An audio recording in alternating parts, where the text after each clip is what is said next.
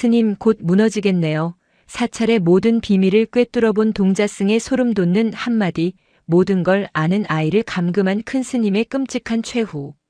운무사는 그 이름처럼 안개 속에 있었다. 늘 그런 것은 아니었으나 적어도 속인들의 마음속에는 그러했다. 산 아래 번화한 도시에서 1시간을 달려 깊은 산골로 접어들면 현실의 소음은 깃털처럼 가라앉고 장엄한 산사의 풍경이 모습을 드러냈다. 운무사는 최근 몇 년간 놀라운 속도로 번창했다. 모든 것이 주지스님 도원의 공이었다.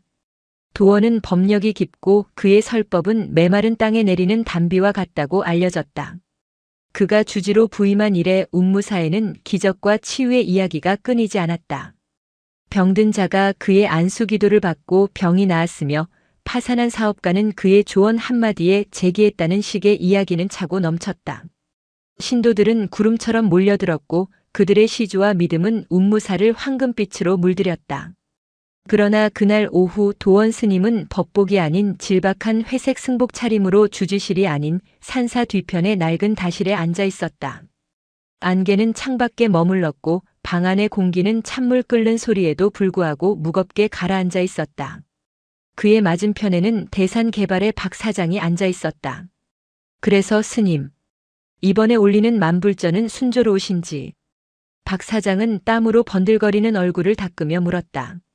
그의 목소리는 찻잔의 온기보다 뜨거웠고 그 안에는 노골적인 거래의 의도가 담겨 있었다.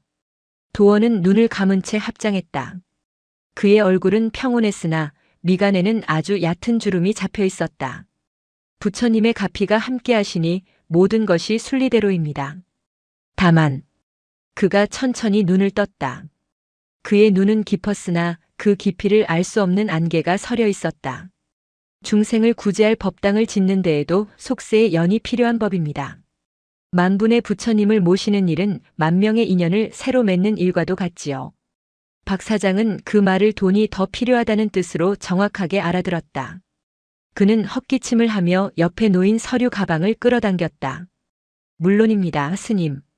저희 대산개발이 이번 운무사 인근 불교 체험관 부지 개발을 맡게 된 것도 다 스님의 안배 덕분 아니겠습니까? 이것은 저희의 작은 성의입니다. 그가 내민 것은 두툼한 서류 봉투였다. 서류라고 하기에는 그 부피가 어색했다. 도원은 그것을 바라보지 않았다. 대신 창밖의 대나무 숲을 바라보며 나지막이 말했다. 산은 산이요, 물은 물입니다. 박 사장님의 마음이 그러하시다면 그것이 곧 부처님의 뜻이겠지요. 그저 그 물이 맑게 흘러 만중생을 적시기를 바랄 뿐입니다. 이것은 승낙이었다. 박 사장은 봉투를 찻상 위에 조용히 밀어넣었다. 불법적인 개발 허가를 위한 청탁이었고 사찰은 그 방패막이이자 통로였다. 도원은 이 맑은 물이 어디로 흘러가는지 누구보다 잘 알았다. 그것은 만중생이 아니라 도원 자신이 구상하는 거대한 불국토의 주춧돌로 흘러들고 있었다. 아니, 어쩌면 그 주춧돌 밑에 감춰진 비밀스러운 공간으로 스며들고 있었다. 그는 스스로를 합리화했다. 더 큰 불사를 이루기 위해서는 속세의 방식이 필요하기라고. 이 더러운 돈이 사찰을 거쳐 정화되고 그 정화된 재물로 더 많은 사람을 구제할 수 있다면 그것 또한 방편이 아니겠는가. 그는 자신이 욕심을 부린다고 생각하지 않았다. 이것은 사명이었다. 박 사장이 물러가고 도원은 한동안 그 자리에 앉아 있었다. 해가 서쪽으로 기울며 찻방 안으로 비스듬히 빛을 밀어넣었다. 먼지가 빛의 기둥 속에서 춤을 추었다. 그는 상 위에 봉투를 들어 승복 안주머니 깊숙이 넣었다. 그 순간 종이의 감촉이 아니라 차갑고 단단한 무언가가 만져지는 듯한 착각이 들었다. 그가 밖으로 나왔을 때 운무사는 저녁 예불을 준비하는 스님들의 움직임으로 분주했다. 웅장한 대웅전, 최근에 새로 금칠을 한 거대한 불상, 그리고 신도들의 기부가 끊이지 않는 만불전 공사 현장. 이 모든 것이 그의 손에서 이루어졌다. 그는 이 거대한 성취의 탑을 바라보며 만족감에 젖었다. 이 탑을 쌓기 위해 약간의 진흙을 만진들 어떠하리. 그때 공양간 쪽에서 한 무리의 아이들이 들어오는 것이 보였다. 이번에 새로 절에 맡겨진 아이들이었다. 부모가 없거나 혹은 부모가 감당할 수 없어 절로 보낸 아이들.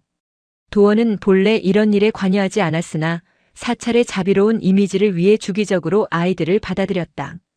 대부분의 아이들은 낯선 환경에 주눅이 들어있거나 혹은 신기한 듯 두리번거리고 있었다. 그들 중에 유독 눈에 띄지 않는 아이가 하나 있었다. 너무 말랐고 너무 조용했다. 마치 그 자리에 없는 듯 그림자처럼 서 있었다. 아이의 이름은 수안. 맑은 물처럼 고요하라는 뜻이었으나 아이의 눈은 그저 비어있는 듯 보였다. 도원은 잠시 그 아이를 바라보았다. 아이는 절의 화려함이나 웅장함에는 관심이 없는 듯 했다. 그의 시선은 다른 곳을 향해 있었다. 아이는 갓 지은 대웅전을 바라보고 있었는데 그 빛나는 금단청이나 거대한 불상을 보는 것이 아니었다. 수아는 대웅전의 무게를 버티고 서는 거대한 주춧돌, 그 주춧돌과 기둥이 맞닿은 부분을 하염없이 바라보고 있었다. 마치 그 돌의 비명을 듣기라도 하는 것처럼. 도원은 미간을 찌푸렸다. 아이의 그 텅 빈 시선이 어쩐지 불쾌했다. 그는 헛기침을 하며 발걸음을 옮겼다. 그의 마음속에서 방금 전 박 사장에게서 받은 봉투의 무게가 다시금 느껴지는 듯 했다. 수안의 절 생활은 말없이 시작되었다. 아이는 시키는 일은 무엇이든 했으나 그 이상을 하는 법이 없었다. 새벽 예불 시간에는 너무 작아 보이지도 않는 구석에서 조용히 절을 했고 공양간에서는 묵묵히 그릇을 닦았다. 다른 동자승들이 장난을 치거나 어울려 다니는 것과 달리 수아는 늘 혼자였다. 아이의 유일한 일과는 사찰을 만지는 것이었다. 그것은 기이한 습관이었다. 아이는 시간이 날 때마다 사찰의 기둥을, 벽을, 그리고 주춧돌을 손바닥으로 가만히 쓸어보곤 했다. 마치 늙은 거인의 피부를 어루만지는 듯한 그 손길에는 어떤 감정도 실려 있지 않았다. 그날도 수아는 대웅전의 육중한 기둥을 만지고 있었다. 수백 년은 좋게 되었을 법한 고목으로 만든 기둥이었지만 운무사가 급격히 확장되면서 다른 건물들과의 조화를 위해 최근에 억지로 덧칠되고 조각된 것들이었다. 겉은 화려했으나 그 속은 알 수 없었다. 수아나, 거기서 뭘 하느냐? 또 게으름 피우는 게냐?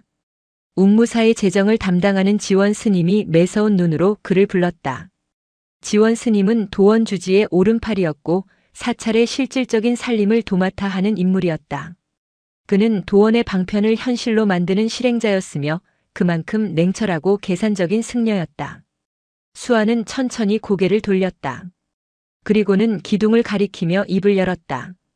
아이가 절에 온 지 한 달 만에 처음으로 내뱉는 의미를 가진 문장이었다. 여기 울어요. 뭐라고? 지원 스님은 어이가 없다는 듯 반문했다. 기둥이 울고 있어요. 축축해요. 수아는 자신이 만지던 기둥의 한 부분을 가리켰다. 지원 스님은 미간을 찌푸리며 다가갔다. 그리고 아이가 가리키는 곳을 만져보았다. 겉으로 보기에는 멀쩡한 붉은 칠이 된 기둥이었지만 손바닥에 축축한 냉기가 느껴졌다. 최근 장마가 길었던 탓이려니 했지만 유독 그 부분만 습기가 차 있었다. 쓸데없는 소리. 빗물이 스몄겠지. 썩기 전에 어서 칠이나 다시 하라고 일러야겠군. 지원 스님은 혀를 차며 돌아섰다. 하지만 그의 마음 한구석이 서늘해졌다. 저 기둥은 만불전을 지으며 남은 최고급 목재로 교체한 것이었다. 도원 스님이 직접 천년을 갈 기둥이라고 말하며 신도들에게 자랑했던 바로 그 기둥이었다. 그런데 벌써부터 속이 썩고 있다는 말인가. 그는 애써 불길한 생각을 지웠다. 어린아이가 아는 체 하는 것뿐이다. 며칠 뒤 운무사에서는 도원 스님의 큰 법회가 열렸다. 주제는 공과 무소유였다. 아이러니하게도 법회가 열리는 대웅전은 온갖 값비싼 장식들로 가득 차 있었다. 도원의 설법은 물 흐르듯 유창했다. 비워야 채울 수 있습니다. 손에 쥔 것을 놓아야 더 큰 것을 잡을 수 있습니다. 부처님께 공양하는 것은 재물을 바치는 것이 아니라 그 재물에 대한 집착을 버리는 수행입니다. 여러분이 버린 그 집착이 모여 이 운무사의 만인의 귀처가 될 불국토를 세우는 것입니다. 신도들은 감동에 젖어 아멘 대신 관세음보살을 은조렸다. 그들의 눈에는 맹목적인 존경심이 가득했다. 도원은 그 시선들을 한몸에 받으며 희열을 느꼈다. 이것이 그가 추구하는 대승불교의 실현이었다. 법회가 끝나고 도원은 가장 큰 시주를 약속한 신도들과 함께 사찰을 둘러보고 있었다. 그들은 새로 지어지는 만불전의 규모에 감탄을 금치 못했다. 스님, 이 모든 것을 어찌 정말 부처님의 화신이십니다. 모두 여러분의 공덕입니다. 저는 그저 그릇을 빌려드릴 뿐. 도원이 겸손하게 웃으며 답하는 순간이었다. 그들 일행이 대웅전 앞마당을 지날 때 구석에서 흙바닥에 무언가를 그리고 있던 수안과 마주쳤다. 수안은 나뭇가지로 땅바닥에 거대한 탑을 그리고 있었다. 하지만 그 탑은 몹시 위태로워 보였다. 아래는 좁고 위로 갈수록 기형적으로 넓어지는 형태였다. 한 신도가 아이의 그림을 보고 웃으며 말했다. 애야, 탑은 그렇게 그리는 게 아니란다. 아래가 넓어야 튼튼한 법이지. 안 그러니? 수아는 고개를 들지 않고 그림에만 열중했다. 그리고는 탑의 가장 아랫부분에 금을 긋기 시작했다. 마치 무언가가 빠져나가는 것처럼. 도원은 이 상황이 거슬렸다. 자신의 위대한 업적을 찬양하는 이 자리에서 저 불길한 아이의 그림은 찬물을 끼얹는 듯했다. 수안, 얘까지 나와서 장난을 치는 것이냐? 어서 내 처소로 돌아가거라. 도원의 목소리에는 평소의 인자함 대신 차가운 권위가 실려 있었다. 수아는 천천히 일어섰다. 그리고 자신이 그린 그림을 발로 지웠다. 아이는 도원 스님을 올려다보았다. 그 맑고 텅 빈 눈동자가 도원의 가장 깊은 곳을 꿰뚫는 듯했다. 도원은 순간 숨이 멎는 듯했다. 아이의 눈에서 그는 방금 전 다실에서 만났던 박 사장의 탐욕을 보았고 봉투의 차가운 감촉을 느꼈고 지원 스님이 몰래 감추는 이중장부의 잉크 냄새를 맡았다. 수아는 아무 말도 하지 않았다. 그저 깊이 고개를 숙여 절을 하고는 총총걸음으로 사라졌다. 그날 밤 도원은 악몽을 꾸었다. 자신이 애써 쌓아 올린 황금 불상이 무너져 내리며 그 안에서 썩은 나무와 벌레들이 쏟아져 나오는 꿈이었다. 여름이 절정으로 치닫고 있었다. 운무사는 연일 계속되는 폭염과 가뭄에도 불구하고 사람들로 붐볐다. 가뭄을 해소하기 위한 기우제가 열릴 예정이었고 이 역시 도원 스님이 직접 주관했다. 이 기우제에는 지역 정치인들과 방송사 카메라까지 동원되었다. 운무사의 위상이 그만큼 높아졌다는 증거였다. 도원은 이 기우제를 또 다른 기적의 발판으로 삼을 생각이었다. 그는 이미 사찰의 재정 담당자인 지원 스님을 통해 인근 댐의 관리소장에게 거액의 보시금을 전달했다. 기우제가 절정에 달하는 순간 댐의 수문을 방류하여 마른 계곡에 물이 흐르게 할 작정이었다. 신도들은 그것을 도원 스님의 기도가 이룬 기적으로 받아들일 것이었다. 모든 것이 완벽하게 준비되었다. 도원은 가장 화려한 붉은색 가사를 걸치고 법단에 올랐다. 그의 뒤로는 새로 조성된 500나한상이 위용을 뽐내고 있었고 앞에는 수백 명의 신도들이 뜨거운 볕 아래 땀을 흘리며 앉아 있었다. 가뭄은 하늘의 뜻이 아니라 우리 마음의 메마름에서 비롯된 것입니다. 우리의 욕심이 비를 막고 우리의 시기가 땅을 갈라지게 합니다. 오늘 우리는 이 자리에서 도원의 설법이 한창 이어지던 그때였다. 사찰 마당 한가운데로 수안이 걸어 나오고 있었다. 모두의 시선이 집중되었다. 저 작은 아이는 예불에 참석할 의무가 없는 막내 동자승이었다. 지원 스님이 황급히 아이를 막으려 했지만 수아는 그를 피해 법단 앞까지 걸어 나왔다. 아이의 손에는 작은 사발이 하나 들려 있었다. 어젯밤 비가 오지 않았음에도 그 사발에는 맑은 물이 반쯤 담겨 있었다. 도원은 설법을 멈췄다. 그의 얼굴이 차갑게 굳어졌다. 방송사 카메라가 이 돌발 상황을 놓치지 않고 줌을 당겼다. 수안, 지금 무얼 하는 게냐?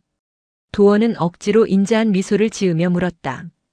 이 상황을 가급적 부드럽게 혹은 감동적인 장면으로 연출해야 했다. 아, 이 순수한 동자승이 부처님께 물을 공양하러 나왔군요. 같은 식으로 말이다. 하지만 수아는 도원의 의도대로 움직여주지 않았다. 아이는 사발을 법단에 올려놓는 대신 그것을 들고 대웅전의 거대한 기둥 중 하나로 걸어갔다. 바로 그날 지원 스님에게 울고 있다고 말했던 그 기둥이었다. 수아는 기둥 앞에 섰다. 그리고 사발에 담긴 물을 기둥의 밑동에 천천히 부었다. 물은 흙바닥으로 스며들지 않았다. 놀랍게도 물은 마른 기둥의 표면을 타고 올라가기 시작했다. 마치 기둥이 목마른 짐승처럼 그 물을 빨아들이는 듯 했다. 축축한 얼룩이 기둥을 타고 순식간에 번져나갔다. 그것은 빗물이 스민 정도가 아니었다. 기둥의 속이 완전히 썩어 스펀지처럼 변해버렸다는 증거였다. 겉은 화려한 붉은 칠이 되어 있었지만 그 속은 이미 생명을 다해 문드러지고 있었다. 신도들이 웅성거리기 시작했다. 저것은 불길한 징조였다. 도원의 얼굴에서 미소가 완전히 사라졌다. 그의 계획, 그의 기적, 그의 명성이 저 작은 아이 하나의 돌발 행동으로 무너질 위기에 처했다.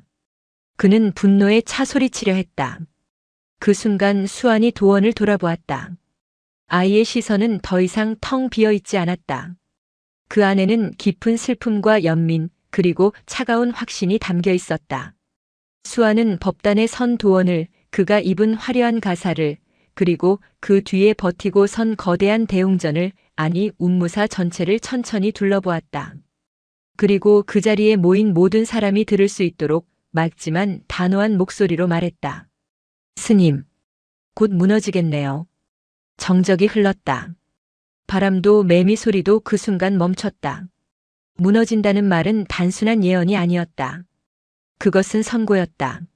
아이는 이미 썩어버린 기둥을 보았고 그 기둥 하나가 아니라 이 사찰 전체를 지탱하는 모든 것이 그렇다는 것을 알아차렸다. 사람들은 충격에 빠졌다. 정치인들은 불쾌한 표정을 지었다. 도원의 얼굴은 분노로 붉게 타올랐다. 감히 저 천한 것이 이 신성한 법회에서 자신을 능멸하다니. 저 미친 아이를 당장 끌어내지 못할까? 도원이 불호령을 내렸다. 지원 스님과 다른 승려들이 달려들어 수안의 작은 팔을 붙잡았다. 수안은 더 이상 아무 말도 하지 않았다. 말할 필요가 없었기 때문이다. 아이는 자신이 본 것을 말했을 뿐이었다. 아이러니하게도 그 순간이었다. 멀리서 댐 수문이 열리는 소리와 함께 계곡 아래에서 와 하는 함성이 터져 나왔다. 도원이 준비한 기적이 마침내 시작된 것이다. 하지만 이미 늦었다. 신도들의 시선은 더 이상 마른 계곡에 흐르는 물을 향하지 않았다. 그들의 시선은 썩은 기둥과 무너질 것이라는 아이의 말 그리고 분노로 이성을 잃은 도원의 얼굴에 고정되어 있었다. 도원이 쌓아 올린 신뢰의 탑에 가장 맑고 순수한 손에 의해 첫 번째 균열이 가기 시작했다. 그날의 기우제는 운무사의 역사상 가장 기이한 법회로 기록되었다. 도원 스님이 애써 연출한 기적은 한 동자승의 섬뜩한 선포에 완전히 빛이 발했다. 계곡에 물이 흐른 것을 본 신도들은 잠시 환호했으나 그들의 머릿속에는 썩은 기둥을 향해 빨려 올라가던 물과 곧 무너지겠네요라는 아이의 맑은 목소리가 맴돌았다. 분노로 이성을 잃었던 도원은 그날 밤 주지실에서 밤을 새웠다. 그는 끓어오르는 화를 애써 누르며 상황을 수습할 방안을 찾았다. 가장 쉬운 방법은 아이를 내쫓는 것이었다. 하지만 그래서는 안 됐다. 이미 카메라에 찍혔고 수백 명의 눈이 보았다. 아이를 쫓아낸다면 그것은 스님 스스로가 아이의 말을 인정하는 꼴이 되었다. 방편이 필요했다. 자비로운 방편이. 다음 날 새벽 예불 도원은 수척하지만 더욱 인자해 보이는 얼굴로 법단에 섰다. 어제의 소란에 대해 그가 어떤 말을 할지 모두가 숨죽여 기다렸다. 어제 모두 놀라셨을 겁니다.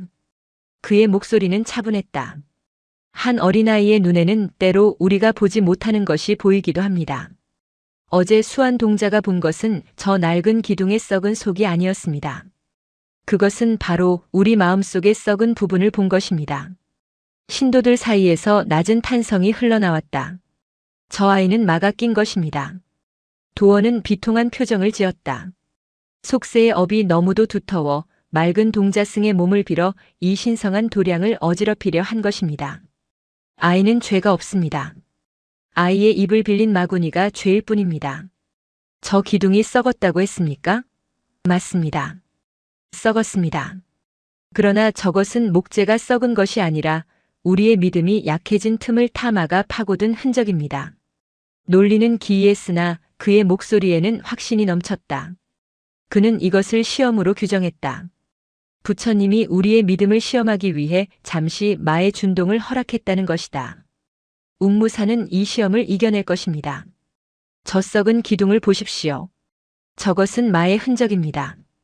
우리는 저 기둥을 황금으로 덮어 다시는 마가 넘보지 못하도록 견고하게 만들 것입니다.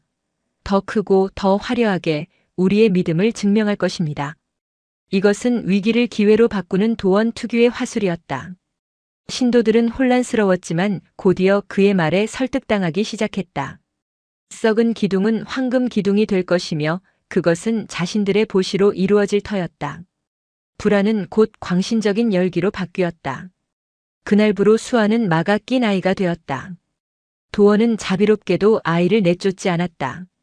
대신 아이의 치유를 명분으로 산사에서 가장 깊숙하고 낡은, 지금은 창고로 쓰이는 옛 선방에 아이를 머물게 했다. 외부와의 접촉을 금지하고 매일 천수경을 108독씩 하며 스스로의 말을 다스리라는 명을 내렸다. 그것은 자비의 탈을 쓴 감금이었다. 재정 담당인 지원 스님은 이 모든 조처를 묵묵히 실행했다. 그는 도원의 명에 따라 즉시 최고의 목수들을 불렀다. 그러나 그들의 임무는 썩은 기둥을 교체하는 것이 아니었다. 이것을 덮으라고 하십니까? 수십 년간 궁궐 공사를 맡았던 늙은 도편수가 믿을 수 없다는 듯 물었다. 기둥은 수안이 물을 부었던 곳뿐만 아니라 이미 중심부까지 썩어 있었다. 속을 파내고 보강을 하거나 아예 교체해야 했다. 지원은 차가운 얼굴로 말했다. 주지 스님의 뜻입니다. 속은 중요치 않습니다. 겉을 가장 값비싼 금박으로 칠하고 용 조각을 더해 누구도 감히 틈을 보지 못하게 하십시오. 이것은 믿음의 공사입니다. 기술의 공사가 아닙니다. 도편수는 혀를 찼지만 거액의 공사비 앞에서 입을 다물었다. 며칠 뒤 문제의 기둥은 눈부신 황금 용기둥으로 변해 있었다. 신도들은 그 위용에 감탄하며 도원 스님의 법력에 다시금 감복했다. 하지만 지원 스님은 알았다. 화려한 금박 아래 썩은 나무가 내는 아주 미세한 삐걱이는 신음소리를, 그리고 그 냄새를 감추기 위해 얼마나 많은 향을 피워야 하는지를. 한편 낡은 선방에 갇힌 수아는 말없이 천수경을 읽었다. 아이는 자신이 왜 갇혔는지 묻지 않았다. 그저 창살 사이로 들어오는 햇빛의 움직임을, 그리고 밤이 되면 들려오는 산짐승의 소리를 들을 뿐이었다. 수아는 마가 무엇인지 몰랐다. 그는 그저 본 것을 말했을 뿐이다. 기둥이 울고 있었고 그래서 물을 주었다. 그리고 그것이 곧 무너질 것임을 알았다. 그것은 아이에게 1 더하기 1이 2가 되는 것만큼이나 명백한 사실이었다. 그날 밤 지원 스님은 몰래 수안이 갇힌 선방을 찾아갔다. 그는 아이가 두렵기도 했고 궁금하기도 했다. 창살 너머로 본 수안은 뜬 눈으로 천장을 바라보고 있었다. 왜 그런 말을 했느냐? 지원이 낮은 목소리로 물었다. 수아는 천천히 고개를 돌려 지원을 바라보았다. 아이의 눈은 어둠 속에서도 맑았다. 스님은 못 들으셨습니까? 무엇을 말인가? 땅이 울고 있습니다. 기둥보다 더 크게 울고 있습니다. 지원은 순간 온몸의 시털이 곤두서는 것을 느꼈다. 땅이 온다니. 그것은 대웅전의 기둥 하나에 국한된 이야기가 아니었다. 헛소리 마라. 내가 헛것을 듣는 것이다. 아닙니다. 저 아래 만드시는 것 때문에 그렇습니다. 너무 무거워서 땅이 아프다고 합니다. 저 아래 만드시는 것. 수아는 만불전 공사 현장을 말하고 있었다. 지원은 심장이 멎는 듯 했다. 만불전의 지하에는 도원 스님의 명에 따라 거대한 비밀 금고가 만들어지고 있었다. 신도들의 시주금 일부와 박 사장 같은 이들에게서 받은 검은 돈을 보관하는 곳이었다. 그 무게를 지탱하기 위해 무리하게 집안 공사를 했고 그 과정에서 산의 수맥을 건드렸다는 보고가 있었지만 도원은 이를 무시했다. 지원 스님은 황급히 돌아섰다. 아이의 말은 더 이상 예언이 아니었다. 그것은 자신이 공모한 범죄의 핵심을 꿰뚫는 통찰이었다. 그는 자신이 딛고 선 이 운무사의 땅 전체가 거대한 함정처럼 느껴졌다. 운무사의 여름은 무겁게 흘러갔다. 도원 스님은 마가 낀 아이 사건을 성공적으로 황금 기둥 불사로 전환시켰다. 신도들은 더욱 열성적으로 시주를 했고 만불전 공사는 속도를 더했다. 도원의 위상은 더욱 견고해지는 듯 했다. 하지만 보이지 않는 곳에서는 균열이 커지고 있었다. 대산 개발의 박 사장이 다시 도원을 찾았다. 이번에는 인자한 미소 대신 초조함이 역력한 얼굴이었다. 스님, 이러시면 곤란합니다. 체험관 부지 허가가 계속 늦어지고 있습니다. 저희가 얼마나 공을 들였습니까? 약속하신 대로 시청의 그분들에게 힘을 좀 써주셔야지요. 박 사장은 만불전 지하 금고의 운영 자금을 대는 가장 큰 손 중 하나였다. 그의 사업은 운무사의 비호 아래 산해 보호구역을 불법으로 밀어붙이는 것이었다. 도원은 찻잔을 들며 눈을 감았다. 박 사장님, 부처님의 일에는 때가 있는 법입니다. 지금은 사찰 내부의 말을 다스리는 것이 우선입니다. 조금만 더 기다리시면. 기다리라니요. 박 사장이 언성을 높였다. 곧 장마철입니다. 지금 땅을 파지 못하면 올해는 그냥 넘어가는 겁니다. 스님만 믿고 투자한 돈이 얼만지 아십니까? 스님께서 약속하신 불국토는 저희 같은 속인들의 피와 땀으로 지어지는 겁니다. 도원의 눈이 차갑게 빛났다. 감히 속인이 자신에게 설교를 하려 들다니. 박 사장, 그 피와 땀이 누구의 것인지 잘 생각하십시오. 부처님의 가피가 없다면 그대의 사업도 사상 누각일 뿐입니다. 내가 허락했기에 그대가 산을 밀 수 있는 것이고 내가 눈 감았기에 그대가 이 자리에서 차를 마실 수 있는 겁니다. 두 사람 사이의 연은 신뢰가 아닌 서로의 약점을 쥔 욕망의 골이었다. 박 사장은 분을 사기며 물러났지만 그의 눈빛은 도원의 등 뒤에 비수처럼 꽂혔다. 그는 이대로 물러설 생각이 없었다. 그 무렵 운무사에서 가장 높은 곳, 본 사찰에서 1시간을 더 올라가야 나오는 작은 암자인 노암의 한 노승이 기거하고 있었다. 그는 도원의 사숙, 즉 스승의 형제뻘이었지만 세속의 명리와 사찰의 운영에는 일절 관여하지 않고 오직 수행에만 전념하는 이친 존재였다. 그의 이름은 자운이었다. 자운 노승은 며칠 전부터 사찰에서 들려오는 이상한 소문을 듣고 있었다. 마가 낀 아이와 황금 기둥, 그리고 땅의 울음에 대한 이야기였다. 그날 오후 자운 노승은 수십 년 만에 처음으로 운무사 본찰로 내려왔다. 아무도 그를 알아보지 못했다. 그는 그저 남루한 누더기를 걸친 늙은 탁발승처럼 보였다. 그는 화려하게 빛나는 황금 용기둥을 잠시 바라보다가 혀를 차며 고개를 돌렸다. 그리고는 곧장 수안이 갇혀 있다는 낡은 선방으로 향했다. 선방의 문은 굳게 닫혀 있었지만 자물쇠는 없었다. 도원의 자비는 그런 식이었다. 자운이 문을 열고 들어섰을 때 수아는 구석에 앉아 벽에 기댄 채 잠들어 있었다. 아이는 며칠간의 감금으로 더욱 야위어 있었다. 자운은 아무 말 없이 아이의 맞은편에 가부좌를 틀고 앉았다. 그는 그저 기다렸다. 얼마나 지났을까 수안이 천천히 눈을 떴다. 아이는 눈앞에 낯선 노승을 보고도 놀라지 않았다. 마치 그가 올 것을 알고 있었다는 듯이. 스님. 수안이 먼저 입을 열었다. 목소리가 잠겨 있었다. 물이 마시고 싶습니다. 자운은 허리에 찬 표주박을 풀어 아이에게 건넸다. 수안은 허겁지겁 맑은 산의 약수를 들이켰다. 무엇을 보았느냐? 자운이 물었다. 모든 것이 흔들리고 있었습니다. 수아는 숨을 고르며 답했다. 기둥이 울고 땅이 울고 저 큰 스님 마음속에서도 벌레가 울고 있었습니다. 자운의 눈썹이 꿈틀했다. 그래서 말했느냐? 무너질 것이라고. 말하지 않으면 저분들이 다칠 것 같았습니다.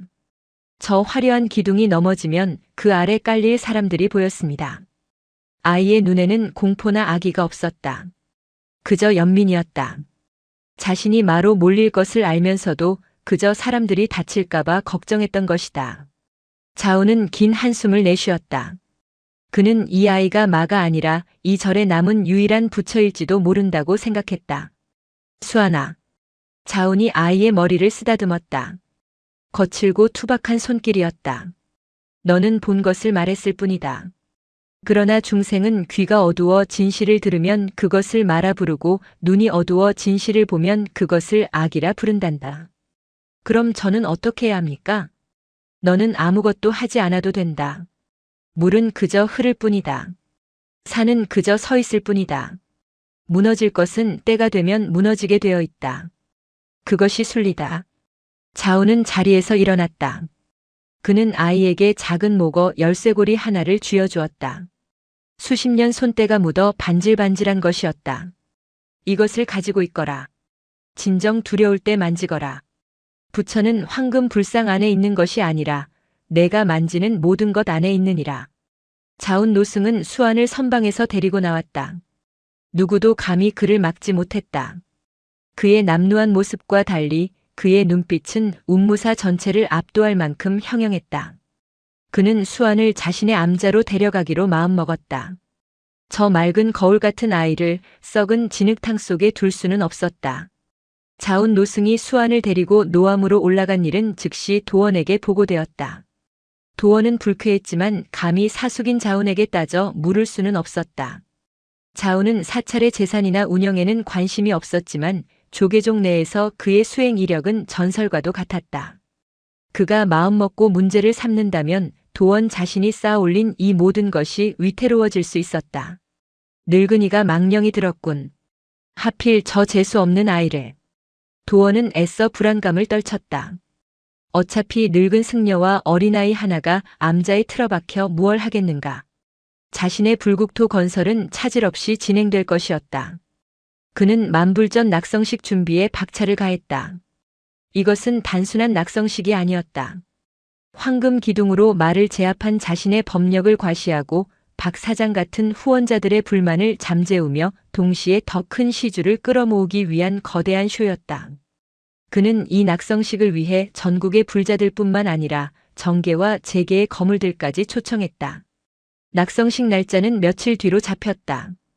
여름의 끝자락 가장 덥고 건조한 날이었다. 한편 지원 스님은 날이 갈수록 초조해졌다. 수안이 말한 땅의 울음이 그의 귓가를 떠나지 않았다. 그는 몰래 만불전 공사 현장의 도면과 안전진단 보고서를 살펴보았다. 그리고 경악했다. 보고서에는 집안 침하 위험, 무리한 지하 굴착으로 인한 안반 균열, 산사태 위험 지역 등의 붉은 경고 문구가 가득했다. 도원 스님은 이 모든 보고를 묵살하고 공사를 강행했던 것이다. 심지어 만불전 지하의 비밀 금고는 오래된 수맥 바로 위에 아슬아슬하게 자리 잡고 있었다. 지원은 자신이 거대한 시한 폭탄 위에 앉아 있음을 깨달았다. 그는 당장 도원을 찾아갔다. 스님, 이러시면 안 됩니다. 낙성식을 미루셔야 합니다. 아니, 당장 저 지하 금고부터 비우셔야 합니다. 전문가들이 위험하다고. 도원은 불경을 읽다 말고 차갑게 지원을 바라보았다. 지원. 그대가 언제부터 그리 겁이 많았는가? 그대도 저 아이의 마에 홀린 게야? 위험? 이 운무사 전체가 내 원력으로 버티고 있는 곳이다. 부처님의 도량을 짓는데 어찌 속세의 위험 따위를 논하는가? 원력으로 안반을 붙잡을 수는 없습니다, 스님. 이것은 믿음의 문제가 아니라 물리의 문제입니다. 시끄럽다. 도원이 경전을 바닥에 내동댕이 쳤다. 그대는 그저 돈이나 계산하게. 모든 책임은 내가 지네. 그대가 할 일은 낙성식 날 저들의 주머니에서 얼마가 더 나올지나 계산하는 것이야. 내일이면 모든 것이 끝난다. 이 거대한 불사가 완성되고 나면 자네와 나는 이 사찰의 역사가 될 걸세. 지원은 절망했다. 도원은 이미 욕망이라는 이름의 마에 완전히 사로잡혀 있었다. 그는 더 이상 자신이 알던 스승이 아니었다. 지원은 주지시를 물러나왔다. 그의 등 뒤로 도원의 낮은 웃음소리가 들리는 듯 했다. 그는 곧장 자신의 처소로 돌아갔다. 그리고 무언가에 홀린 듯 지난 몇 년간 자신이 관리해온 비밀 장부의 사본을 챙기기 시작했다. 도원의 모든 착복 내역, 박 사장과의 거래, 장부, 그리고 만불전 지하 금고의 설계도까지. 이것은 만일을 위한 대비다. 그는 스스로를 합리화했지만 손은 떨리고 있었다. 이것은 배신인가 아니면 마지막 남은 양심의 발로인가. 그날 밤 노암의 수아는 잠을 이루지 못했다. 자운 노승과 함께 좌선을 하고 있었지만 아이의 몸이 미세하게 떨리고 있었다. 수아나. 자운이 눈을 감은 채 물었다. 무서운 것이냐? 아닙니다. 그냥 시끄럽습니다. 무엇이 시끄럽더냐? 모든 것이 울고 있습니다. 땅이 나무가 돌이 너무 아프다고 비명을 지릅니다. 곧 터질 것 같습니다. 수환이 창밖을 바라보았다. 한 달 넘게 비 한 방울 내리지 않았던 메마른 하늘에 저 멀리 서쪽부터 짙은 먹구름이 몰려오고 있었다. 바람의 냄새가 바뀌어 있었다. 흙먼지 냄새가 아니라 축축하고 무거운 물의 냄새가. 운무사 본찰에서는 낙성식 전야제를 위한 등불이 수천 개나 밝혀져 마치 지상의 별천지처럼 빛나고 있었다. 그리고 마침내 하늘에서 차가운 빗방울 하나가 수안의 창문으로 떨어졌다. 그것은 시작이었다. 낙성식 당일 하늘은 잿빛이었다. 어젯밤부터 내리기 시작한 비는 그칠 줄을 몰랐다. 그것은 가뭄 끝에 내리는 축복의 단비가 아니었다. 하늘에 구멍이라도 뚫린 듯 장대비가 쉼없이 산을 때렸다. 운무사 경내는 그럼에도 불구하고 분주했다. 비바람을 막기 위해 거대한 천막이 설치되었고 행사를 강행하려는 승려들과 일꾼들이 젖은 몸으로 뛰어다녔다. 이미 전날부터 절에 머물고 있던 수백의 신도들과 궂은 날씨에도 불구하고 아침부터 속속 도착하는 귀빈들로 겁당하는 발 디딜 틈이 없었다. 도원 스님은 조금도 동요하지 않았다. 그는 주지실 창밖으로 쏟아지는 비를 바라보며 오히려 옅은 미소를 지었다. 보아라, 지원아. 그는 옆에 선 채 사시나무처럼 떨고 있는 지원 스님에게 말했다. 하늘이 우리의 불심을 시험하고 있다. 이 비는 저 아이가 불러온 말을 씻어내는 정화의 물이다. 오늘 이 비 속에서 낙성식을 무사히 치러내고 나면 신도들의 믿음은 반석처럼 굳어질 것이다. 이것이야말로 진정한 기적이 아니겠느냐. 지원은 입술이 바싹 말랐다. 그는 어젯밤 챙겨둔 비밀 장부가 든 가방을 승복 안에 필사적으로 품고 있었다. 그는 지금이라도 이 모든 것을 중단시켜야 한다고 말하고 싶었다. 스님, 기적이 아닙니다. 재앙입니다. 벌써 아랫마을로 내려가는 길이 일부 유실되었다고 합니다. 산이 감당을 못하고 있습니다. 제발 사람들을 대피시켜야 합니다. 어리석은 놈. 도원이 일갈했다. 그의 눈에 처음으로 노골적인 경멸이 스쳤다. 그깟 흙더미 좀 무너진다고 이 운무사가 어찌 되겠느냐. 부처님의 가피가 우리와 함께한다. 너는 내가 할 일이나 하거라. 귀빈들을 챙기고 보시함을 단단히 지켜라. 도원은 화려한 금난 가사를 걸치고 만불전으로 향했다. 빗줄기 속을 뚫고 나아가는 그의 뒷모습은 흔들림이 없었다. 그는 자신이 세운 이 거대한 성의 견고함을 한치도 의심하지 않았다. 그 시각 노암에 자운 노승은 암자 밖에서 쏟아지는 비를 맞으며 서 있었다. 비는 그의 낡은 누더기 승복을 순식간에 적셨지만 그는 미동도 하지 않았다. 수안이 작은 우산을 들고 쫓아나왔다. 스님, 이러다 큰일 나십니다. 어서 안으로. 듣고 있다. 자운이 수안의 말을 막았다. 무엇을요? 산이 우는 소리를 듣고 있다. 자운의 시선은 본찰이 있는 아래쪽을 향해 있었다. 수아는 더 이상 시끄럽다고 말하지 않았다. 아이의 얼굴은 공포로 하얗게 질려 있었다. 아이는 이제 산 전체가 하나의 거대한 비명임을 알았다. 붕괴는 이미 시작되었다. 그것은 시간 문제일 뿐이었다. 수아나. 자운이 아이의 어깨를 잡았다. 꽉 붙잡거라. 어떤 일이 있어도 나를 놓치면 안 된다. 노암은 산의 가장 높은 능선, 단단한 안반 위에 자리 잡고 있었다. 그러나 본찰이 있는 곳은 아니었다. 운무사 본찰, 특히 만불전이 세워진 곳은 본래 산의 물길이 모이는 가장 부드럽고 무른 살과 같은 지점이었다. 도원이 풍수지리상 재물이 모이는 곳이라며 억지로 그 자리를 택했던 것이다. 빗줄기는 더욱 거세졌다. 사찰 경내에 설치된 거대한 천막이 세찬 바람을 이기지 못하고 찢어지는 소리가 났다. 사람들의 비명이 터져나왔다. 만불전 안 도원 스님은 법단에 앉아 태연하게 목탁을 치기 시작했다. 동요하지 마십시오. 부처님께서 우리와 함께 하십니다. 다 함께 반야심경을 봉독합시다. 그의 목소리가 빗소리를 뚫고 울려 퍼졌다. 신도들은 공포에 질린 채 구원이라도 바라는 듯 그를 따라 반야심경을 외기 시작했다. 마하반야바라밀 다심경 관자재보살. 하지만 그들의 목소리는 곧이어 들려온 땅 밑에서부터 울려오는 거대한 굉음에 묻히고 말았다. 우우우 마이너스. 그것은 천둥 소리가 아니었다. 거대한 산의 일부가 중력의 힘을 이기지 못하고 미끄러지기 시작하는 소리였다. 무슨 소리냐? 법회에 참석했던 대산개발의 박 사장이 자리에서 벌떡 일어섰다. 그는 본능적으로 위험을 감지했다. 그의 불안감은 신앙심이 아니라 자신이 저지른 불법 개발에 대한 죄의식에서 비롯된 것이었다. 그는 자신이 산의 어느 부분을 건드렸는지, 그리고 그곳이 지금 이 비를 얼마나 버텨낼 수 있을지 알고 있었다. 앉으시오, 박 사장. 도원이 눈을 부릅뜨며 소리쳤다. 마가 그대의 마음을 흔들고 있소. 모두 자리를 지키시오. 바로 그때였다. 대웅전이었다. 만불전과 마주보고 있는 운무사의 본체. 저기. 한 신도가 비명을 지르며 손가락질했다. 모두의 시선이 그곳으로 향했다. 며칠 전 수안의 경고를 덮기 위해 서둘러 칠했던 황금 용기둥이었다. 기둥이 울고 있었다. 수안이 말했던 축축함과는 비교도 되지 않았다.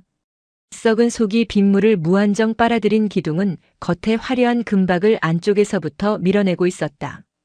칠이 갈라지고 금박이 종이장처럼 떨어져 나갔다. 그리고 그 틈으로 썩은 나무의 검은 속살과 함께 구더기처럼 보이는 벌레들이 빗물과 뒤엉켜 쏟아져 내리기 시작했다. 으악! 가장 가까이 있던 신도들이 혼비백산하여 뒤로 물러났다. 그것이 끝이 아니었다. 끼이잉 마이너스. 기둥은 더 이상 대웅전의 육중한 지붕을 버텨내지 못했다. 속이 완전히 엠비어버린 거대한 나무가 부러지는 소리는 마치 거인의 뼈가 꺾이는 소리처럼 섬뜩하게 울려 퍼졌다. 황금 용기둥이 천천히, 그러나 거부할 수 없는 힘으로 기울어지기 시작했다. 피해요. 지원이 가방을 움켜쥐고 소리쳤다. 기둥이 무너지자 대웅전 지붕의 한쪽 귀퉁이가 그대로 주저앉았다. 수천 장의 기와가 폭포수처럼 마당으로 쏟아져 내렸다. 천막을 뚫고 떨어진 기와장들이 사람들을 덮쳤다. 경내는 순식간에 아비규환으로 변했다. 도원의 얼굴이 하얗게 질렸다. 이것은 연출된 시련이 아니었다. 마의 장난도 아니었다. 진짜였다. 스님. 박 사장이 도원의 멱살을 잡을 듯 달려들었다. 이게 어찌된 일입니까? 내 돈으로 저 기둥을 놓으시오. 도원은 박 사장을 뿌리쳤지만 그의 목소리는 이미 위엄을 잃고 가늘게 떨리고 있었다. 그의 눈은 무너진 대웅전과 아직 버티고 서 있는 만불전을 공포에 질려 번갈아 쳐다보고 있었다. 아니다. 만불전은 괜찮다. 저긴 새 기술로 지었다. 지하 금고는 안전하다. 그는 스스로를 안심시키려 했다. 하지만 수안이 들었던 것은 기둥의 울음만이 아니었다. 땅이 울고 있습니다. 대웅전의 붕괴는 시작에 불과했다. 그것은 거대한 산사태의 전조였다. 황금 기둥이 무너진 것은 단순히 나무가 썩어서가 아니었다. 이미 집안 자체가 무너지고 있었기에 가장 약한 고리였던 썩은 기둥이 먼저 버티지 못한 것이었다. 스님 어서. 지원이 도원의 팔을 잡아 끌었다. 산이 무너집니다. 어서 피하셔야 합니다. 어딜 가? 이 사기꾼들아. 박 사장과 몇몇 거물급 시주자들이 도원과 지원을 둘러쌌다. 그들의 얼굴에는 더 이상 신앙심 대신 배신감과 자신의 재산을 잃을지도 모른다는 공포만이 가득했다. 내 돈 내놔.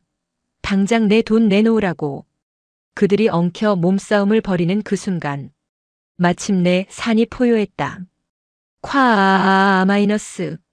세상의 모든 소리를 집어삼키는 굉음과 함께 만불전 뒤편의 산비탈이 통째로 무너져 내리기 시작했다.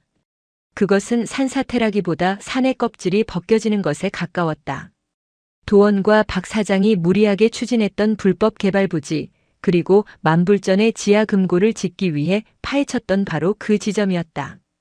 수맥을 건드리고 안반의 균열을 일으켰던 그 상처가 한 달간의 가뭄으로 바싹 말라있다가 기록적인 폭우를 감당하지 못하고 한꺼번에 터져버린 것이다. 수만 톤의 흙과 바위, 그리고 뿌리째 뽑힌 나무들이 거대한 진흙강이 되어 만불전을 향해 돌진했다. 도원은 비명조차 지르지 못했다. 그는 자신의 불국토, 자신의 가장 위대한 업적인 만불전이 거대한 진흙 파도에 휩쓸리는 것을 슬로우 모션처럼 바라보고 있었다. 새로 지은 건물은 아무런 저항도 하지 못했다. 흙더미는 만불전의 화려한 벽을 종이장처럼 찢고 들어갔고 지하 금고를 짓기 위해 약해진 집안은 그 무게를 버티지 못하고 그대로 함몰했다. 콸과과과과광. 만불전 건물이 통째로 땅속으로 꺼졌다. 마치 거대한 괴물이 건물을 한 입에 삼켜버린 듯 했다. 그리고 그 여파는 즉각적으로 사찰 전체로 퍼졌다. 함몰된 집안은 도미노처럼 주변의 땅을 끌어당겼다. 반파되었던 대웅전이 마저 무너져 내렸고 500나한상과 요사체, 공양간까지 도원이 지난 몇 년간 쌓아 올린 모든 것이 순식간에 진흙 급류 속으로 빨려 들어갔다. 살려주시오. 살려. 도원을 붙잡고 있던 박 사장의 비명이 짧게 끊겼다. 그는 쏟아지는 토사에 휩쓸려 순식간에 사라졌다. 스님. 지원은 본능적으로 도원의 손을 잡았지만 쇄도하는 진흙의 힘을 이길 수는 없었다. 도원 역시 급류에 휩쓸렸다. 하지만 그는 완전히 떠내려가지 않았다. 그의 다리가 방금 전 무너져 내린 황금 용기둥의 잔에 그 썩은 나무 뿌리에 깔리고 만 것이다. 끄아악. 뼈가 으스러지는 고통에 도원이 절규했다. 그는 진흙탕 속에서 허우적거렸다. 빗물과 흙탕물 그리고 썩은 나무의 악취가 그의 입과 코로 밀려들었다. 지원은 간신히 옆에 있던 석등을 붙잡고 버텼다. 그는 품 안의 장부 가방을 필사적으로 지켰다. 그의 눈앞에서 운무사는 사라지고 있었다. 신도들의 비명, 부서지는 건물, 모든 것이 하나의 거대한 혼돈 속에서 뭉개졌다. 얼마나 시간이 흘렀을까? 산의 포효가 멎었다. 쏟아지던 흙더미가 멈추고 빗줄기만이 야속하게 폐허 위로 떨어지고 있었다. 운무사는 사라졌다. 화려했던 금단청, 웅장했던 전각들은 온데간데 없고 오직 거대한 진흙 언덕만이 그 자리를 대신하고 있었다. 지원은 석등을 붙잡은 채 떨었다. 그는 살아남았다. 그는 천천히 주위를 둘러보았다. 곳곳에서 생존자들의 신음소리가 들려왔다. 그리고 그는 보았다. 자신이 버티고 선 석등 아래 진흙탕 속에서 무언가가 떠오르는 것을. 그것은 물에 젖은 두툼한 돈다발이었다. 비는 새벽녘이 되어서야 가늘어졌다. 동쪽 하늘이 밝아오기 시작하자 지난밤의 참상이 그 끔찍한 민낯을 드러냈다. 운무사는 거대한 무덤이 되어 있었다. 산사태가 휩쓸고 간 자리는 마치 폭격을 맞은 듯 했다. 살아남은 신도들과 승려들은 넋이 나간 표정으로 진흙더미 위를 헤매거나 부상자들의 신음에 겨우 반응하고 있었다. 지원은 뜬 눈으로 밤을 새웠다. 그는 빗물이 뚝뚝 떨어지는 석등 아래 주저앉아 자신이 품에 안고 있던 비밀 장부 가방을 내려다보았다. 이것을 지키기 위해 그는 스승을 버렸다. 아니, 스승이 그를 버린 것인가? 그때 저 아래쪽에서 사람들의 웅성거리는 소리가 커졌다. 저것이 무엇이냐? 세상의 부처님이 노하셨다. 지원이 고개를 들었다. 시선이 향하는 곳은 만불전이 있던 자리, 지금은 거대한 진흙 구덩이가 되어버린 곳이었다. 산사태는 만불전과 그 지하의 비밀 금고를 정확하게 직격했다. 그리고 그 충격으로 콘크리트로 봉인되어 있던 금고의 벽이 터져버린 것이다. 진흙 급류가 휩쓸고 지나간 자리에 마치 독버섯처럼 금고 안에 있던 것들이 쏟아져 나와 있었다. 그것은 불경이나 목탁이 아니었다. 아침 햇살을 받아 진흙 속에서 섬뜩하게 빛나는 금괴들이었다. 물에 젖어 흩어진 5만 원권 지폐 다발들, 그리고 방수 처리된 상자에서 쏟아져 나온 수십 권의 이중장부와 양도성 예금 증서들이었다. 신도들은 충격에 휩싸였다. 그들이 병을 고치고 소원을 빌기 위해 혹은 말을 쫓아내기 위해 바쳤던 시주금이 불국토를 짓는 대신 저 차가운 지하 금고에서 잠자고 있었던 것이다. 이럴 수가. 한 노파가 그 자리에 주저앉아 통곡했다. 그녀는 자신의 전 재산을 털어 만불전 기와장의 아들의 이름을 새겼더랬다. 그때 진흙더미 속에서 고통스러운 신음소리가 들려왔다. 물 좀.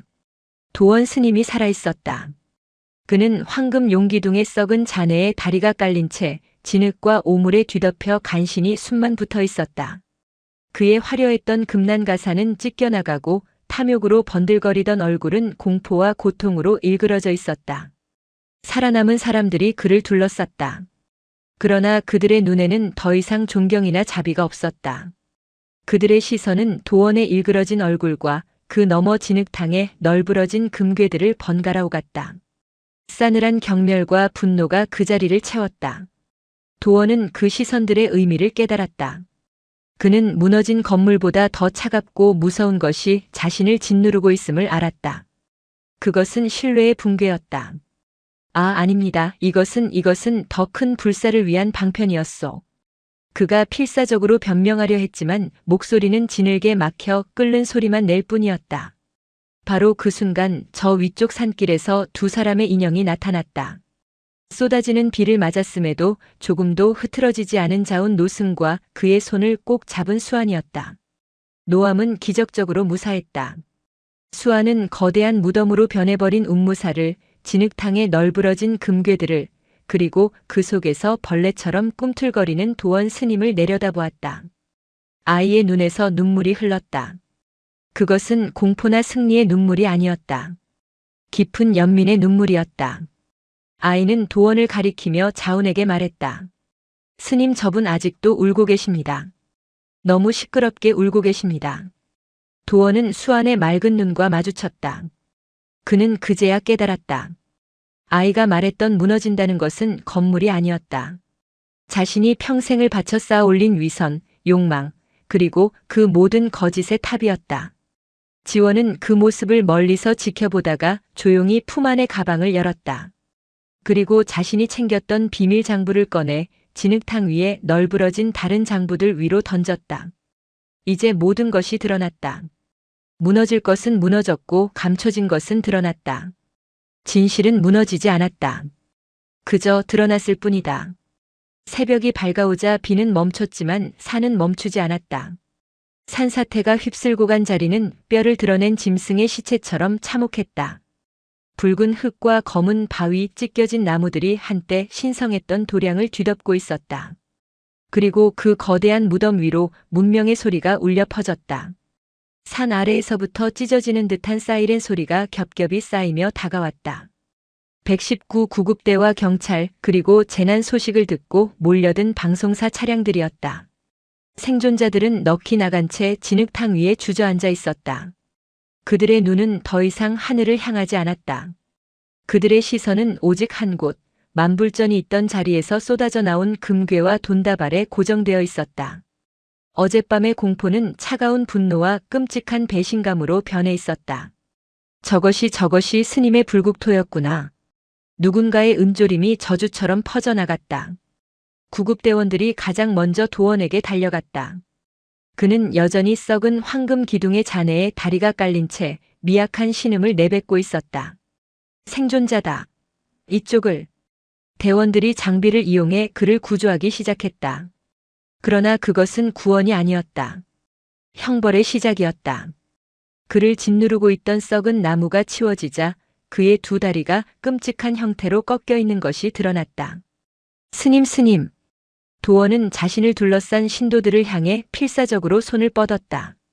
그들의 존경과 맹신이 그를 다시 일으켜 세워줄 마지막 동아줄이었다. 이것은 오해입니다. 이것은 마가. 그러나 아무도 그의 손을 잡아주지 않았다. 한 신도가 경멸에 찬 목소리로 내뱉었다. 많은 당신이었소. 당신의 마음속에 있었지. 도원의 손이 허공에서 힘없이 떨어졌다. 그는 들것에 실려 옮겨졌다. 붉은 담요가 덮였지만 진흙과 오물로 뒤덮인 그의 모습은 더 이상 존경받는 수행자가 아니었다. 그저 탐욕에 눈이 멀었던 한 명의 범죄자일 뿐이었다. 경찰들이 현장을 통제하기 시작했다. 노란색 통제선이 금괴와 장부들이 쏟아진 구덩이 주위로 둘러쳐졌다. 그것은 신성한 공간이 아니라 명백한 범죄 현장이었다. 전부 확보해. 증거물이다. 하나도 만지지 못하게 하시오. 형사의 고함에 신도들은 뒷걸음질 쳤다. 그들은 자신들이 그동안 금괴 더미에 절을 해왔다는 사실에 몸서리쳤다. 그때 석등을 붙잡고 밤을 새웠던 지원이 비틀거리며 일어섰다. 그는 빗물과 흙으로 엉망이 된 승복 안에서 자신이 필사적으로 지켰던 가방을 꺼냈다. 그는 모든 것을 잃었다. 스승도 절도 그리고 자신의 지난 세월도. 하지만 그는 어젯밤 도원이 자신을 버리고 돈을 계산하라고 명했던 그 순간 자신 또한 도원을 버리기로 결심했었다. 지원은 통제선을 지키고 있던 형사에게 다가갔다. 이것도 증거입니다. 그가 내민 것은 비밀 장부의 원본 파일이 담긴 이동식 저장 장치와 그가 따로 보관해 두었던 대산개발과의 이면 계약서들이었다. 그가 도원을 위해 그리고 자신을 위해 감춰두었던 마지막 비상구였다. 나는 재무 담당이었던 지원입니다. 내가 이 모든 것을 관리했습니다. 형사의 눈이 날카로워졌다. 그는 지원을 바라보았다. 이것은 고백이자 자수였다. 당신을 공모 혐의로 긴급 체포합니다. 지원에게 수갑이 채워졌다. 차가운 금속의 감촉이 그의 손목을 죄어왔다. 그러나 지원은 이상하게도 안도감을 느꼈다. 수십 년간 그를 짓눌러왔던 욕망과 공포의 무게가 이 차가운 쇠고랑의 무게보다 훨씬 더 무거웠다. 그는 고개를 들어 저 멀리 노암이 있는 산꼭대기를 바라보았다. 그곳에 자운 노승과 수안이 서 있었다. 그들은 이 아비규환을 말없이 내려다보고 있었다. 수안은 더 이상 울지 않았다. 그저 텅 빈 눈으로 사람들이 금괴를 가리키며 소리치는 모습과 도원 스님이 들것에 실려나가는 모습을 번갈아 바라볼 뿐이었다. 스님. 수안이 자운의 옷자락을 잡았다. 사람들이 왜 저 반짝이는 돌멩이를 보고 저렇게 화를 내는 것입니까? 자운은 아이의 눈을 가려주지 않았다. 이 또한 아이가 보아야 할 세상의 일부였다. 그들은 저 돌멩이에서 부처를 찾으려 했기 때문이다. 하지만 돌은 그저 돌일 뿐, 부처는 사람의 마음속에만 있는 것을 그들은 잊었던 게다. 그리고 저기 실려가는 저 사람도 그것을 가장 먼저 잊었지. 자운의 깊은 한숨이 잿빛 새벽 공기 속으로 흩어졌다. 웅무사의 심판은 그렇게 인간의 손에 의해 시작되고 있었다. 웅무사 게이트. 사건은 순식간에 온 나라를 뒤덮었다. 존경받던 큰 스님의 위선, 산사태로 드러난 수백억 원대의 비자금, 그리고 정관계 로비 의혹. 언론은 기다렸다는 듯이 연일 자극적인 제목의 기사들을 쏟아냈다. 그것은 도원이 생전에 원했던 방식과는 달랐지만 그가 원했던 1000만 조회수를 가뿐히 넘어서는 전국적인 명성이었다. 대산개발의 박 사장은 결국 하류에서 시신으로 발견되었다. 그의 죽음으로 불법 개발의 고리는 더욱 선명해졌다. 웅무사는 더 이상 성지가 아니었다. 거대한 탐욕이 빚어낸 괴물의 소굴로 낙인 찍혔다. 도원은 시내의 한 병원, 경찰 통제선이 둘러쳐진 1인실에 격리되었다. 그의 다리는 결국 절단할 수밖에 없었다. 썩은 기둥에 지식여진 다리는 이미 괴사가 진행된 후였다. 그는 평생 휠체어에 의지해야 하는 신세가 되었다. 그가 그토록 서고 싶었던 법단은 물론 이제 두 발로 땅을 딛고 설 수도 없게 되었다. 그의 병실은 그가 앉아있던 주지실의 옥자와도 같았지만 찾아오는 이는 없었다. 신도들은 그에게 등을 돌렸고 그가 연을 맺었던 정치인들과 사업가들은 그와의 관계를 부정하기에 바빴다. 오직 한 사람 지원만이 그를 찾아왔다. 지원은 수사에 적극 협조한 대가로 불구속 상태에서 재판을 기다리고 있었다. 그는 승복을 벗고 가장 값싼 회색 죄수복을 입고 있었다. 도원은 앙상하게 마른 얼굴로 창밖을 보고 있다가 지원의 기척에 천천히 고개를 돌렸다. 그의 눈에는 한때의 총기도 분노도 사라지고 텅 빈 공허함만이 남아있었다. 왔느냐? 네. 스님. 지원은 차마 스님이라는 호칭을 버리지 못했다. 그것은 마지막 남은 예의가 아니라 자신의 죄를 확인하는 단어였다. 후회하느냐? 도원이 물었다. 지원은 대답 없이 침대 옆 과일 바구니를 내려놓았다. 검찰청 직원이 의례적으로 보낸 아무 맛도 느껴지지 않을 과일이었다. 나는 후회하지 않는다. 도원이 쉰 목소리로 말했다. 나는 불국토를 세우려 했다. 더 크고 더 웅장하게 그리하여 더 많은 중생을 구제하려 했다. 단지 방식이 조금 서툴렀을 뿐이다. 그 아이만 아니었다면 그 비만 아니었다엠. 지원은 눈을 감았다. 그는 스승의 그 칠흑 같은 자기 합리화를 더 이상 들을 수가 없었다. 스님. 지원이 말을 끊었다. 그 아이는 비는 아무 잘못이 없습니다. 무너진 것은 운무사가 아닙니다. 처음부터 텅 비어 있었던 스님의 그 마음입니다. 도원의 눈이 처음으로 흔들렸다. 내가 텅 비었다고. 그렇습니다. 그 텅 빈 것을 채우기 위해 금괴를 쌓으셨고 텅 빈 것을 가리기 위해 황금 기둥을 세우셨습니다. 하지만 썩은 것은 덮어도 썩은 것이고 빈 것은 채워도 빈 것입니다. 지원은 고개를 숙였다. 저 또한 마찬가지였습니다. 스님의 그 텅 빈 욕망을 좇아 제 마음을 채우려 했습니다. 저도 공범입니다. 네 이놈. 내가 감히 나를. 도원이 앙상한 팔을 들어 지원을 치려 했지만 팔은 허공에서 힘없이 떨어졌다. 그는 이제 아무것도 할 수 없었다. 두 다리가 잘린 그는 자신의 옥좌에서 내려올 수조차 없는 신세였다. 지원은 밖으로 나왔다.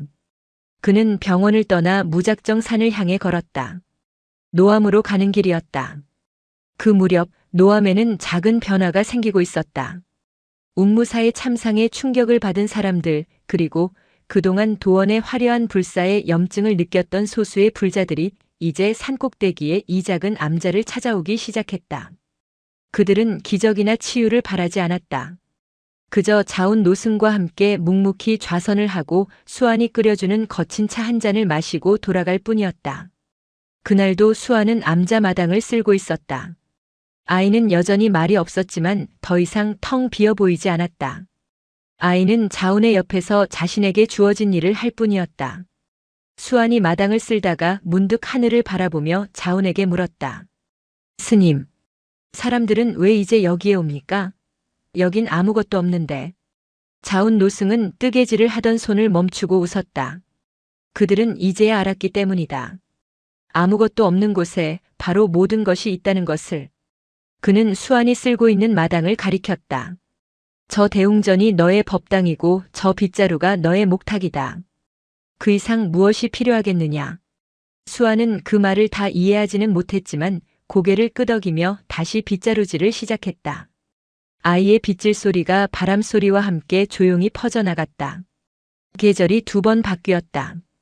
참혹했던 여름이 지나고 혹독한 겨울이 얼어붙었다가 다시 봄이 찾아왔다. 운무사가 있던 자리는 거대한 상처로 남았다. 산사태로 무너진 토사는 굳어졌고 그 위로 잡초가 희미하게 돋아나고 있었다.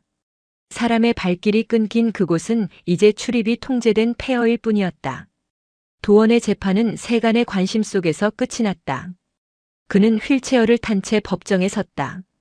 횡령, 배임, 불법 건축물 교사, 그리고 수십 명의 사상자를 낸 업무상 과실치사. 그는 모든 혐의에 대해 유죄를 선고받고 무기징역에 가까운 중형을 선고받았다. 그는 판결이 내려지는 순간에도 나는 불국토를 세우려 했다고 중얼거렸지만 그 말을 들어주는 이는 아무도 없었다. 지원 역시 법정에 섰다. 그는 모든 혐의를 인정하고 수사에 협력한 점, 그리고 스스로 범죄를 고백한 점이 참작되어 집행유예를 선고받았다. 그는 법정 구속은 면했지만 이미 종단에서 파문당하여 승적을 박탈당했다. 그는 더 이상 지원 스님이 아닌 속세의 이름 김지원으로 돌아왔다. 봄볕이 따스한 어느 날 김지원은 검은색 등산복 차림으로 다시 그 산을 올랐다. 그는 굳게 닫힌 운무사 폐허의 철조망 앞에서 한동안 말없이 서 있었다. 바람이 불자 썩은 나무와 먼지 냄새가 희미하게 풍겨왔다. 그는 그곳에 절을 하지 않았다. 대신 고개를 돌려 노암으로 향하는 좁은 산길을 다시 오르기 시작했다. 노암은 여전했다. 더 커지지도 더 화려해지지도 않았다. 그저 그 자리에 조용히 서 있을 뿐이었다. 김지원이 암자 마당에 들어섰을 때 그는 두 사람을 보았다. 자운 노승은 툇마루에 앉아 변함없이 좌선을 하고 있었다. 그리고 그 앞마당에서 이제 제법 소년의 티가 나기 시작한 수안이 무언가를 하고 있었다. 수안은 돌멩이를 모으고 있었다. 그리고 그 돌멩이로 작은 탑을 쌓고 있었다. 그것은 도원이 쌓으려 했던 위태롭고 화려한 탑이 아니었다. 수안은 가장 크고 넓적한 돌을 골라 맨 아래에 놓고 그 위에 조금 더 작은 돌을, 또 그 위에 더 작은 돌을 아주 느리고 조심스럽게 올리고 있었다. 하지만 맨 아래에 기반이 될 돌 하나가 자꾸만 흔들렸다. 이게 자꾸만 흔들리네요. 수환이 혼잣말로 투덜거렸다. 그때 김지원이 조용히 그에게 다가갔다. 그는 아무 말 없이 수환이 들지 못했던 크고 평평한 돌 하나를 들어 올렸다. 그리고는 흔들리는 기반석 옆에 흙을 맨손으로 파내고 그 돌을 깊숙이 박아 단단한 기초를 만들었다. 수환이 그를 올려다보았다. 맑은 눈에는 경계심이 없었다. 감사합니다. 아저씨. 김지원은 아저씨라는 호칭에 잠시 멈칫했다가 쓴웃음을 지었다. 그는 수환의 옆에 쭈그리고 앉았다. 탑은 그렇게 싸는 게 맞다. 김지원이 낮은 목소리로 말했다. 가장 아래가 가장 무겁고 가장 단단해야 하는 법이지. 그래야 비바람이 불어도 무너지지 않는다. 그는 수환이 쌓으려던 돌탑을 함께 쌓기 시작했다. 금이나 옥이 아닌 산에 널린 평범한 돌멩이들이었다. 툇마루에서 자운 노승이 천천히 눈을 떴다. 그는 자신의 낡은 암자 마당에서 가장 순수한 아이와 가장 깊이 참회하는 한 남자가 함께 돌탑을 쌓는 모습을 말없이 바라보았다. 봄바람이 불어와 그들의 땀을 식혀주었다. 폐허가 된 운무사 쪽에서 불어오는 바람이었지만 더 이상 썩은 냄새는 나지 않았다. 그 대신 얼어붙은 땅을 뚫고 피어나는 새싹과 진달래의 맑은 향기가 실려오고 있었다. 진짜 불사는 이제 막 시작되고 있었다. 시간은 강물처럼 흘러 유죄 판결을 받은 자와 무죄 판결을 받은 자, 그리고 그 모든 것을 지켜본 자 모두에게 공평하게 상처와 치유의 흔적을 남겼다. 김지원은 속세의 이름으로 돌아온 뒤 한동안 산 아래 마을에서 꾸준히 일을 하며 칩거했다. 그는 승복을 벗었지만 머리를 기르지는 않았다. 새벽에 일어나는 습관과 밥을 먹기 전 잠시 합장을 하는 버릇은 버리지 못했다. 그는 자신의 형이 법정에서 끝났다고 생각하지 않았다. 그의 진짜 형기는 그가 도원의 욕망에 동조하고 자신의 양심을 속였던 그 순간부터 시작되어 아마도 평생이 걸릴 터였다. 가을이 깊어져 산사의 단풍이 마지막으로 불타던 날, 김지원은 낡은 트럭을 몰아 교도소로 향했다. 그가 향하는 곳은 도원이 수감된 중증 환자들을 따로 관리하는 의료교도소였다. 그는 면회 신청서에 김지원이라는 이름을 적어 넣었다. 관계를 적는 난에 한참을 망설이다가 옛 도반이라고 적었다가 이내 두 줄로 그어지우고 지인이라고 고쳐 적었다. 면회실의 공기는 차갑고 건조했다. 두꺼운 아크릴판이 그와 도원 사이를 가로막고 있었다. 잠시 후 휠체어를 탄 수인 한 명이 교도관에 이끌려 반대편에 앉았다. 김지원은 그가 도원이라는 것을 알아보는데 잠시 시간이 걸렸다. 한때 수천 명의 신도를 거느리던 큰 스님의 위엄은 어디에도 없었다. 머리카락은 교도소의 규율에 맞게 짧게 깎여 있었지만 그마저도 듬성듬성 빠져 앙상한 두피가 드러나 보였다. 두 눈은 깊게 팼고 모든 빛을 잃은 채 탁하게 가라앉아 있었다. 한때 천근의 무게를 가졌던 그의 목소리가 나오던 입은 그저 밥을 먹기 위한 구멍처럼 축 늘어져 있었다. 왔는가? 수화기 너머로 갈라지는 목소리가 들려왔다. 네. 김지원은 차마 그의 얼굴을 마주보지 못하고 수화기를 쥔 자신의 손만 내려다보았다. 오랜만입니다. 오랜만이라. 하. 도원의 웃음소리는 쇳소리에 가까웠다. 자네는 좋아 보이는군. 그래, 자유의 몸이니 얼마나 좋겠는가. 나는 여기서 썩고 있는데. 김지원은 고개를 들었다. 도원의 눈에는 원망과 시기가 깃들어 있었다. 그는 참여한 것이 아니었다.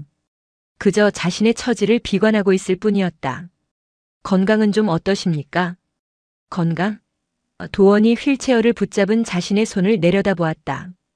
다리가 잘린 놈에게 건강을 물어. 자네 지금 나를 조롱하러 온 게야? 그렇지? 내 놈이 그 장부만 넘기지 않았어도 내가 이런 꼴은. 도원이 흥분하며 아크릴판을 주먹으로 내리쳤다. 쿵 하고 둔탁한 소리가 울렸다. 그러나 그 소리는 김지원에게 전달되지 못했다. 유리가 그들의 모든 것을 막고 있었다. 저는 스님이 아니 도원 선생께서 그 장부를 찾으실 줄 알았습니다. 김지원이 담담하게 말했다. 뭐라고? 그날 밤 저는 스님께서 저에게 돈이 아니라 사람을 챙기라고 하실 줄 알았습니다. 폭우가 쏟아질 때 저에게 장부가 아니라 신도들을 대피시키라고 명하실 줄 알았습니다. 그랬다면 저는 그 장부를 제 목숨처럼 지키고 스님을 대신해 감옥에 갔을 겁니다. 그것이 제가 평생 모신 스승이었으니까요. 김지원의 목소리는 떨리지 않았다. 그는 수화기를 통해 자신의 마지막 고백을 전하고 있었다. 하지만 스님은 마지막 순간까지 저에게 계산을 하라고 하셨습니다. 그것은 방편이었어. 더 큰 불사를 위한. 아니요. 김지원이 단호하게 말을 잘랐다. 그것은 스님의 지옥이었습니다. 그리고 저를 그 지옥으로 끌어들인 것입니다. 제가 장부를 넘긴 것은 스님을 배신한 것이 아닙니다. 제가 살기 위해서였습니다. 스님의 그 지옥에서 저라도 빠져나와야 했기 때문입니다. 정적이 흘렀다. 도원은 입을 벌린 채 아무 말도 하지 못했다. 그의 눈동자가 광기 어린 분노에서 절망적인 공포로 흔들리기 시작했다. 그는 자신을 비추던 마지막 거울이 자신을 버렸음을, 아니, 자신이 그 거울을 먼저 깨뜨렸음을 깨달았다. 나는. 도원은 어린아이처럼 무언가를 중얼거렸지만 그것은 더 이상 언어가 아니었다. 그가 평생을 바쳐 쌓아 올린 논리와 자기 합리화가 지옥이라는 단 한마디의 진실 앞에서 무너져 내린 것이다. 면회 시간 끝났습니다. 교도관이 도원의 휠체어를 뒤로 끌었다. 도원은 김지원을 향해 필사적으로 손을 뻗었다. 지원아, 나를 여기서 꺼내다오. 내가 잘못했다. 내가. 그러나 그의 절규는 두꺼운 유리를 넘지 못했다. 김지원은 수화기를 내려놓았다. 그는 도원의 마지막 모습을, 그 일그러진 얼굴을 자신의 눈에 똑똑히 새겼다. 그것이 자신이 받아야 할 벌의 일부임을 알았기 때문이었다. 김지원은 면회실을 걸어 나왔다. 가을 햇살이 눈부시게 쏟아졌다. 그는 교도소의 높은 담장 그림자를 벗어나 빛이 있는 곳으로 천천히 걸어 나갔다. 그의 등 뒤에서 쇳덩이로 된 교도소 정문이 닫히는 육중한 소리가 들려왔다. 그는 다시는 뒤돌아보지 않았다. 다시 3번의 봄이 지났다. 웅무사의 폐허는 이제 산의 일부가 되었다. 사람들의 기억 속에서 웅무사 게이트는 잊혀갔고 흉물스럽게 무너진 사찰의 잔해는 넝쿨과 잡초에 뒤덮여 거대한 녹색 무덤으로 변해갔다. 그곳은 이제 사람보다 산짐승들이 더 자주 찾는 고요한 폐허가 되었다. 하지만 그 산의 꼭대기 노암에는 조용한 생명력이 이어지고 있었다. 자운 노승은 여전히 그곳에 머물렀고 이제는 제법 청년의 태가 나는 수완이 그의 곁을 지키고 있었다. 그리고 김지원은 산 아래 작은 흙집을 짓고 살았다. 그는 승려도 속인도 아닌 경계에서 매일 노암으로 올라와 물을 길어다주고 낡은 암자를 보수하며 작은 밭을 일구었다. 그의 손은 거칠어지고 얼굴은 검게 탔지만 한때 지원 스님으로 불리던 시절의 그늘과 불안은 사라지고 노동으로 다져진 평온함이 자리 잡고 있었다. 그들에게는 도반이 몇 명 생겼다. 웅무사 사태를 지켜보며 진정한 불교에 대해 고민하던 몇몇 불자들, 그리고 삶에 지쳐 조용한 위로를 찾아온 사람들이었다. 그들은 일주일에 한 번씩 노암에 모여 자운 노승과 함께 좌선을 하고 김지원의 지도 아래 밭을 일구고 수완이 끓여주는 차를 마셨다. 노암에는 불상도 금치를 한 단청도 없었다. 대신 암자 마당 한편에는 김지원과 수완이 처음 만났던 날 쌓기 시작한 돌탑이 있었다. 그 탑은 지난 몇 년간 암자를 찾아온 사람들이 저마다의 마음을 담아 돌 하나씩을 보태어 이제는 제법 어른의 키를 훌쩍 넘길 만큼 높아져 있었다. 그것은 화려하지 않았다. 크고 작은 돌들이 제멋대로 쌓인 듯 했지만 놀라울 정도로 견고했다. 가장 아래에는 김지원이 박았던 넓고 단단한 반석이 버티고 있었고 모든 돌들은 자신의 무게만큼의 역할에 충실하며 서로를 지탱하고 있었다. 그날도 수아는 이른 새벽 탑 앞에 서 있었다. 그는 더 이상 보는 아이가 아니었다. 그는 이제 듣는 청년이 되어 있었다. 바람 소리에서 계절의 변화를 듣고 사람들의 침묵 속에서 그들의 고통을 들었다. 수아나. 자운 노승이 툇마루에서 그를 불렀다. 노승은 이제 기력이 쇠해져 걷는 것조차 힘겨워 보였지만 그 눈빛만은 만 개의 태양처럼 맑았다. 네, 스님. 저 탑이 무엇라 하더냐? 수아는 웃었다. 몇 년 전에 그라면 돌이 울고 있다거나 무겁다고 한다고 말했을 것이다. 아무 말도 하지 않습니다, 스님. 수안이 답했다. 그저 버티고 있습니다. 비가 오면 비를 맞고 바람이 불면 바람을 맞으며 그저 제자리에 서 있습니다. 옳다. 자운이 만족스러운 듯 고개를 끄덕였다. 그때 김지원이 땀을 뻘뻘 흘리며 장작을 한 아름지고 마당으로 들어섰다. 그는 두 사람을 보고 넉넉하게 웃었다. 아침 공양이 늦겠습니다, 스님. 오늘은 읍내에서 젊은 기자가 한 명 온다고 합니다. 또 웅무사 이야기를 캐물으러 오는 모양입니다. 차나 한 잔 내어주게. 자운이 무심하게 말했다. 오후가 되자 과연 젊은 기자가 등산 장비를 갖춘 채 헐떡이며 노암에 도착했다. 그는 참혹했던 웅무사 사태를 재조명하는 다큐멘터리를 찍고 있다고 했다. 노스님, 그리고 혹시 수안씨 되십니까? 기자가 수첩을 꺼내 들었다. 전설처럼 내려오는 이야기가 있습니다. 어린 동자승이 그 거대한 사찰의 붕괴를 예언했다고요. 곧 무너지겠네요. 라고 하셨다면서요. 그날 대체 무엇을 보신 겁니까? 기적입니까? 아니면 초능력입니까? 모두의 시선이 수안에게 향했다. 수안은 질문의 의미를 한참 생각하는 듯 침묵했다. 그는 끓인 찬물을 기자에게 따라주었다. 그리고는 마당의 돌탑을 가리켰다. 저는 본 것이 없습니다. 네. 하지만 모두가 그렇게 말하는데 기둥이 썩은 것은 썩은 것을 보지 못한 제 탓이 아닙니다. 수안이 조용히 말했다. 탑이 무너진 것은 탑을 잘못 쌓았기 때문입니다. 저는 그저 비가 오기 전에 비가 오겠다고 말한 것과 같을 뿐입니다. 그의 말에는 어떤 특별함도 신비함도 없었다. 그저 명백한 사실이었다. 기자는 무언가 더 자극적인 대답을 원했지만 수안의 그 맑고 흔들림 없는 눈빛 앞에서 더 이상 질문을 이어가지 못했다. 그는 대신 김지원을 바라보았다. 그럼 당신은 웅무사의 재무 담당이셨죠? 김지원 씨. 지금은 여기서 속죄하는 마음으로. 속죄라. 김지원이 장작을 쪼개던 도끼를 멈추고 땀을 닦았다. 속죄는 교도소의 그분이나 하는 것이겠지요. 저는 그저 집을 짓고 있습니다. 집이라니요? 기자가 어리둥절해하며 주변을 둘러보았다. 김지원은 수안이 가리켰던 돌탑을 바라보았다. 무너지지 않는 집을 짓고 있습니다. 하루에 돌 하나씩 그렇게 짓고 있습니다. 기자는 더 이상 아무것도 적을 수 없었다. 그가 찾던 천만 조회수의 자극적인 이야기는 이곳에 없었다. 대신 너무나도 느리고 지루하고 그러나 단단한 진실만 있었다. 기자가 돌아가고 노암에는 다시 정적이 찾아왔다. 저녁 예불 시간이 되었다. 자운 노승은 쇠약한 몸으로 목탁 대신 작은 죽비를 들었다. 탁! 맑은 소리가 산 전체로 퍼져나갔다. 김지원은 그 소리에 맞춰 묵묵히 절을 올렸다. 수아는 조용히 눈을 감고 좌선에 들었다. 저 멀리 산 아래 잡초에 뒤덮인 운무사의 폐허 위로 노을이 지고 있었다. 한때 그곳을 가득 채웠던 욕망과 비명은 사라지고 오직 거대한 자연의 순리만이 남아 있었다. 무너질 것들은 모두 무너졌다. 그러나 여기 산꼭대기 작은 암자에서 세 사람은 무너지지 않을 것들을 다시 쌓아 올리고 있었다.